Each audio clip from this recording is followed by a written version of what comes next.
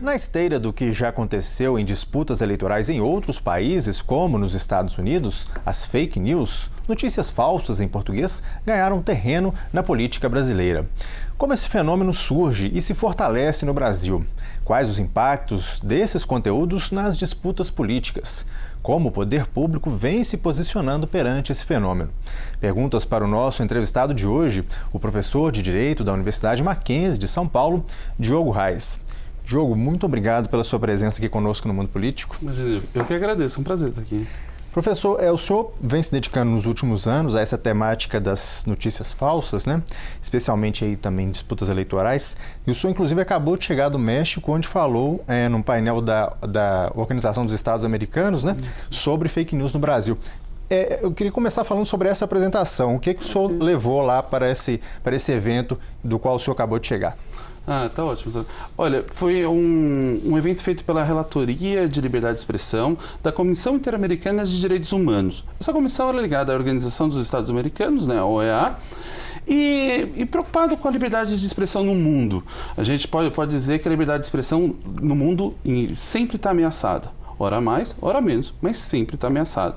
Então, com essa preocupação, entendendo isso como um direito humano e necessário um Estado democrático, a OEA fundou essa relatoria especial, que é do Edson Lança, que é o relator, e ele convidou professores de todo o continente americano para trazer a experiência, principalmente diante das eleições. Eu trabalho esse tema, há uns 10 anos eu trabalho com tecnologia e eleições, e os últimos 3 a desinformação online, antes mesmo dela ganhar esse apelido que pegou tão bem, que foram o apelido das fake news, o nome das fake news, antes de ser chamado de fake news. E aí ele me convidou para, a OEA, né, acabou me convidando para dividir um pouco dessa experiência, como foi a eleição brasileira, sobre essa ótica, o que a gente poderia ter para compartilhar, e foi muito rico a discussão, porque a gente conseguiu ouvir os colegas, por exemplo, que atuaram no México, na Colômbia, na Argentina, e entender um pouco esse fenômeno. Nós não estamos sozinhos. Se tem uma coisa democrática nesse mundo, é fake news. É isso que eu ia te perguntar, até para emendar nessa primeira pergunta, exatamente isso, a posição do Brasil, então, nesse contexto, né? O senhor até adiantava para a gente antes de começar aqui que a gente está mais ou menos assim, numa situação meio que paralela e meio que parecida com os outros países, né? Pois é. A gente há alguns anos tem falado de globalização e pensado nesse fenômeno sempre sob o ponto de vista comercial e um pouco além dele. A gente pode dizer que as fake news, como um território no qual ela encontrou muito espaço, é o território digital, ela não é própria do digital, não é exclusiva do digital, mas é ali que ela cria uma espécie de exponencialidade, ou seja, ela se multiplica com um volume extraordinário. E aí esse cenário digital, uma das suas características é extraterritorialidade, ou seja, não há um território da internet, né? Não tem essas fronteiras. Então as dificuldades e os desafios que as fake news lançam, elas não lançam só num lugar determinado por uma fronteira, já que ela se opera justamente num cyberespaço onde não tem fronteira. E aí é um problema mundial. Nessa reunião, por exemplo, a gente viu relatos de praticamente todos os países do continente americano, mas a gente pode estender para as discussões que fazem na União Europeia, por exemplo, para além dela, na Ásia, ou seja, nós temos esse desafio das fake news, é um fenômeno global mesmo. Falando no contexto de Brasil, então, professor, qual que é o impacto que o senhor percebeu, inclusive, que o senhor tenha falado nesse evento, o impacto das fake news sobre o eleitor brasileiro, principalmente nessa última eleição? Há uma interferência clara e direta pelo que o senhor analisou? Olha, quando eu falo de fake news, eu gosto muito de fazer uma comparação. A primeira sensação que a gente tem é que como que ela vai entrar na minha cabeça, mudar o meu jeito de pensar e fazer com que eu tome uma decisão que eu não quero. Eu queria explicar um pouco como que é isso. Basicamente, as fake news, elas não entram na nossa cabeça e mudam o nosso jeito de pensar. Pelo contrário, elas usam o nosso jeito de pensar. Imagina o seguinte, se eu sei que você raciocina da seguinte maneira para escolher a roupa que você vai usar no dia. Se tiver calor, a roupa mais leve. Se tiver frio, a roupa mais pesada.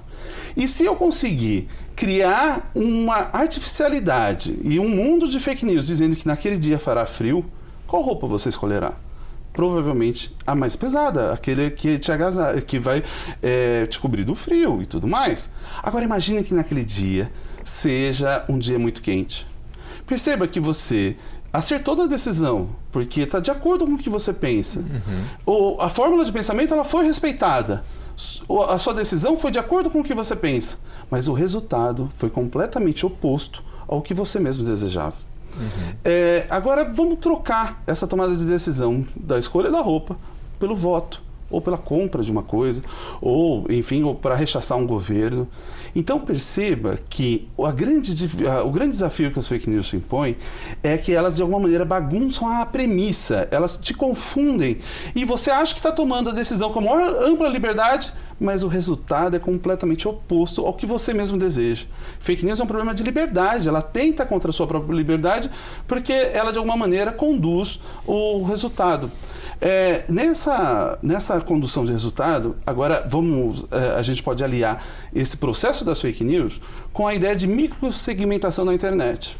Ou seja, nós vivemos imersos no mundo de dados. Imagine que quando você procura alguma coisa na internet para comprar um determinado produto, aquilo começa a aparecer na sua vida e não é um sinal divino, é só o algoritmo fazendo isso por você. Então, se a gente somar a possibilidade de criar mundos artificiais e eu microsegmentar e saber mais ou menos como você pensa, não exatamente, mas, por exemplo, saber que, olha, na religião talvez ele jamais cederia, ou, de repente, numa pauta específica, social, ele jamais cederia. E aí eu crio um mundo no qual determinado candidato faria exatamente uma coisa que você não toleraria. Perceba que talvez esse candidato tenha perdido seu voto para sempre. E, de alguma forma, a sua liberdade que foi violada. Agora, professor, disso que o senhor explica, assim, é uma realidade de uma sofisticação interessante. Como que, eu não sei nem se a palavra é essa, como que se controla isso, ou se deve se controlar isso, e mais do que isso, as instituições públicas, principalmente, estão preparadas para um enfrentamento dessa, vou chamar de problema, né? Nem sei se o termo é esse nessa narrativa. Pois a gente tem que entender um pouco de que não há uma solução única para esse problema, para esse desafio.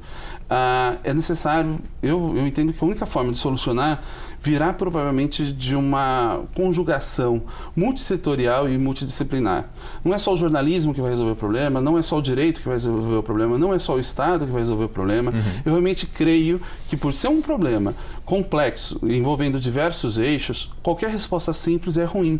Por isso que é importante que haja essa sinergia entre vários pontos, seja na academia, seja no jornalismo, seja no direito. Eu acredito que a educação ela é uma ótima forma de fortalecimento.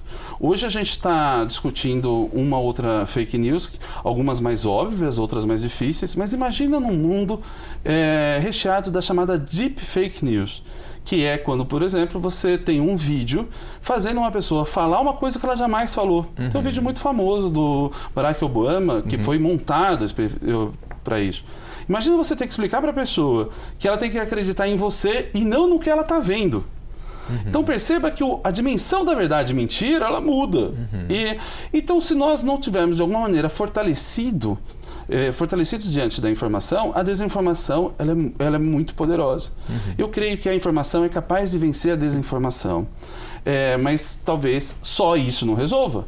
Talvez isso aliado a uma posição do direito. Eu acho que o direito também deve agir, mas não diante de qualquer situação.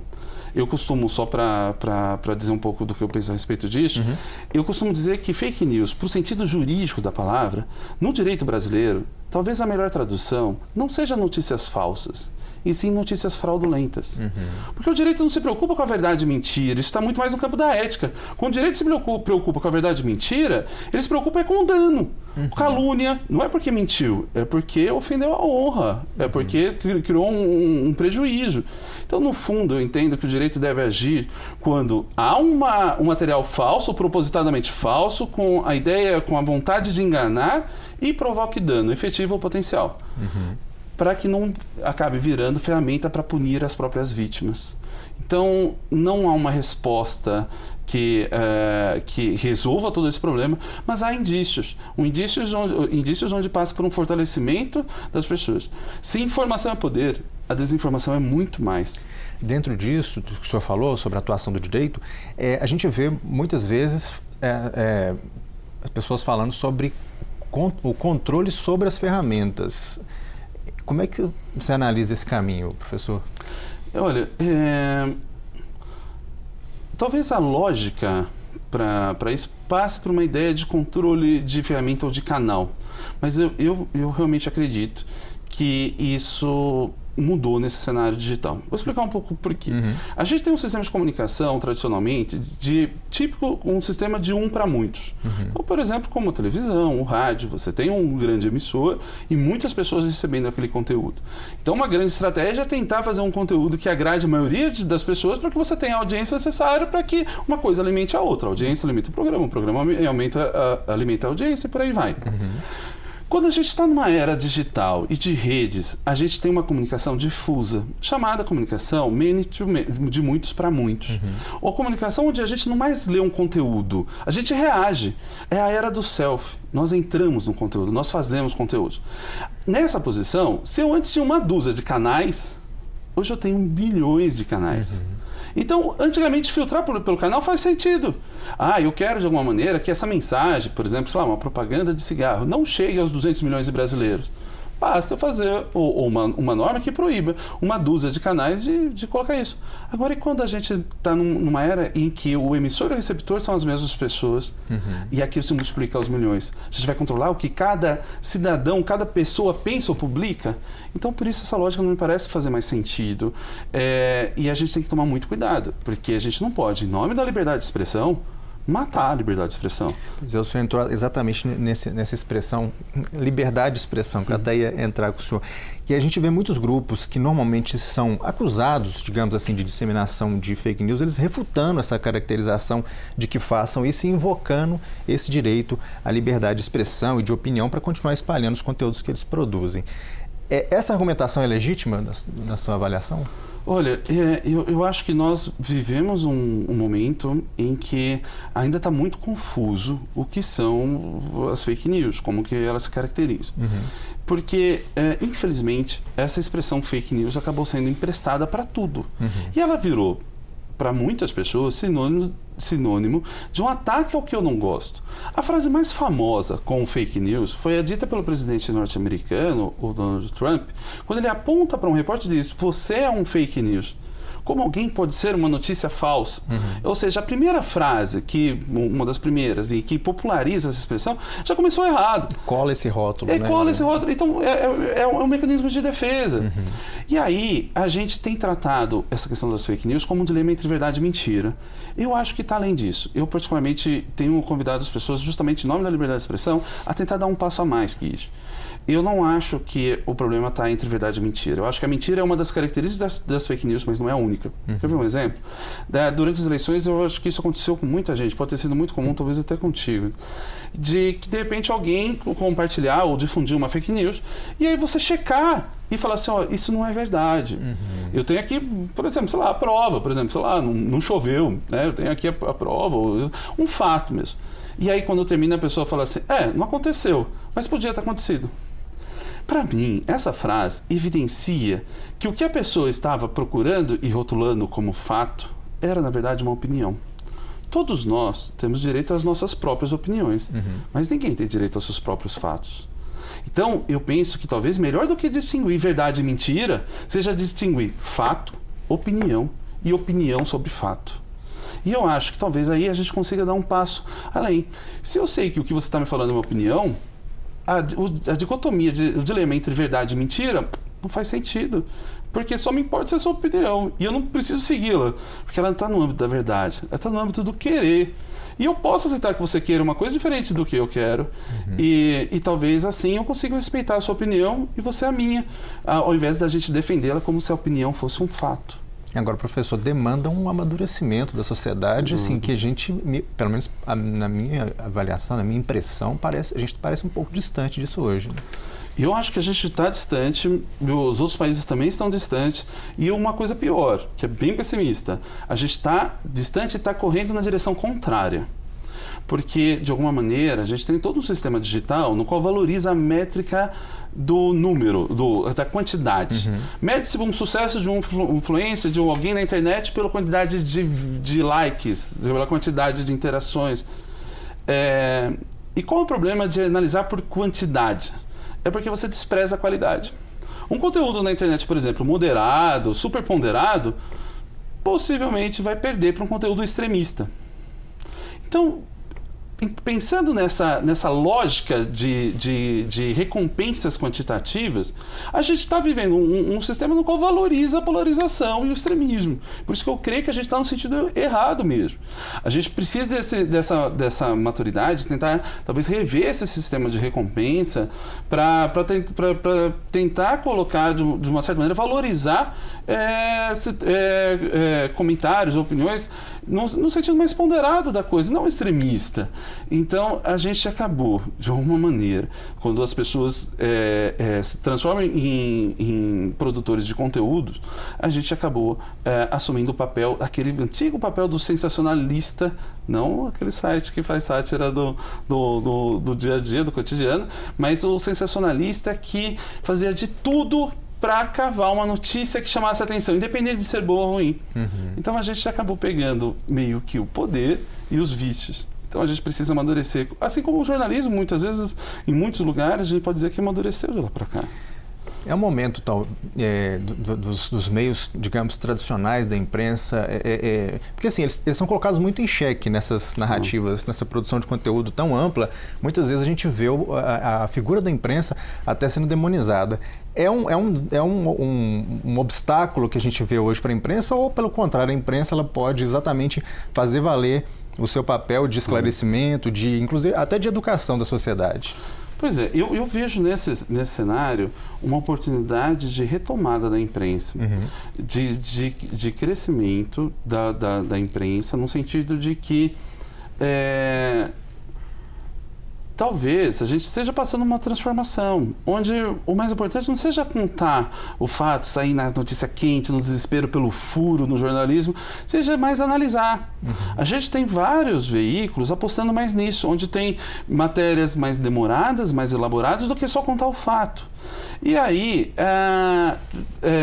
é possível que a gente passe por uma transformação, mas me parece que sem imprensa você tem a liberdade de expressão. Agora, é inegável que a própria imprensa deu espaço para isso. Não são todos, e ainda bem que não são. Mas a gente tem problemas graves de a imprensa colocar as coisas, muitas vezes, muito mais alinhado ao que ela gostaria que fosse do que com o que foi. E a gente tem um problema, porque eu espero que a imprensa me coloque o que aconteceu. Agora, e por que não eu saber que um determinado jornal, uma revista, ela tem uma inclinação ideológica ou um propósito? Eu não creio que haja um problema existir nisso. O problema é fingir que não há. Então, no fundo, eu acho que é uma relação de transparência, né? Se a gente for pensar numa ideia de manipulação, a grande estratégia do manipulador é não saber que ele é manipulador. É como uma mágica. Se você não sabe qual é o truque, você ainda tem uma chance de acreditar que aquilo aconteceu. Mas como, por exemplo, tinha antigamente o Mr. M, por exemplo, que era um mágico que revelava os segredos da mágica. A partir daquele momento que você viu como se faz para um elefante desaparecer do palco, você jamais vai ser capaz de se iludir com aquilo, porque caiu a mágica, a coisa acabou. Então, talvez uma relação de transparência faça com que nós sejamos muito mais de igual para igual.